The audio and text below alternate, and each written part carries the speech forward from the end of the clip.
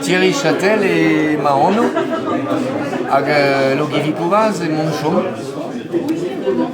Scolaire et one, ou ma levé vraiment. Pas one scolaire, pas dans nos yeux, ou des andés ou es labo, et puis j'ai dit scrivant, avec discuisant un temps, une doirée de la compte, d'un quoi d'un temps labo. Da gentan emeus proget da deski brezonek, tam brezonek, pa oan ugenoa. Dam ugenoa e oan ren er skol kichen felger, fouger, hag desket meus brezonek, mahun, war l'air meus kejet gant perdenez oa kelener ba skolver oan. Hag eus chikouret a hanon devant pelor. Neuze mahun an atav e labouren war l'enegez traogise a perdenez ne chikouret a hanon betek an doktorelez.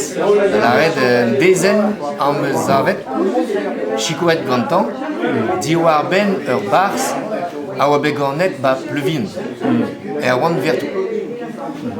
Goude emeus gret emeus avet daou leor. Unan e brezonek avec werzet gant oriez hag unan e galek a leorze a zo un diferent deus va zeizen. C'est-tu daou leor? Daou leor diwar an dezen diwar ben bertou. An man neus nemet an ini a zo e galek. An ini a zo e brezonek vek werzet gant an embaner a zo oriez. Hag ahez eus un diferent deus buez bertou. Bertou o beganet ba pleuvien a goude neus e oa bet martelot evel zoudat hag evit a endal neus beaget betek brochina evit kastreu dougen treu hag war l'air e bet iginour hag neus prientet kauterio evit ar bigi evit ar batimanchou ba Paris. Hag min naoran en neus dizoloet e oa pouezustre ar brezonek. Oa pouezustre breiz. Neuze en neus divizet mon endro da vreiz. Hag en neus klasket labourat an douar. Met diez e oa oitan, ne oeieket. Ze kolet neus ur ben aran. Bon, d'ar mareze neus skrivet e brezonek, zo deut da veant druiz, hag pa oa bet frustal gant ar menaj, e o deut endro da bariz da labourat. A war eleve e oet ur vechal da bleuvin, l'er meo mao. Setu maleor kenton. A oa begret, oa bertou. Me gantan e unan d'am zonj. Gantan e unan d'am zonj. Ya, gantan e oa begret. Kalet volr. Un den kren. Gant baro gwen a bleo du. Prest dalc'hma da voulra. Da drora tupedu.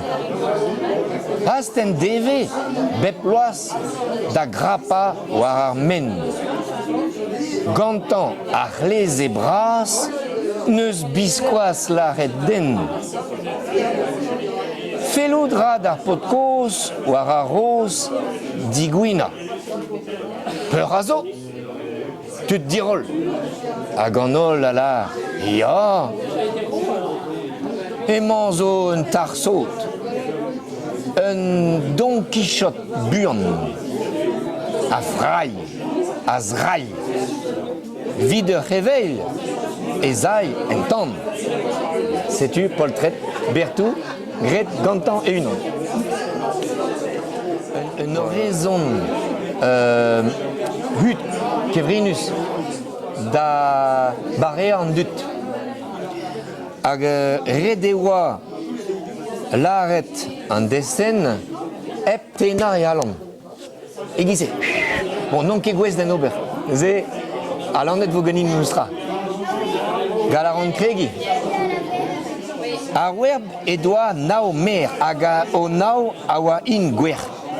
Eus a nao e teujon da eiz, eus a eiz da seiz, eus a seiz da c'hwer, eus a c'hwer da bem, eus a bem da beder, eus a beder da der, eus a der da ziou, eus a ziou da unan. A setu, pareet an den. Neuze ur barzonek a oa bezavet gant oan vertou pot pleuvin. Diwar ben breiz, setu penaos e oel e breiz. Dousik koan ar bars. Ma dousik koan a zo epar.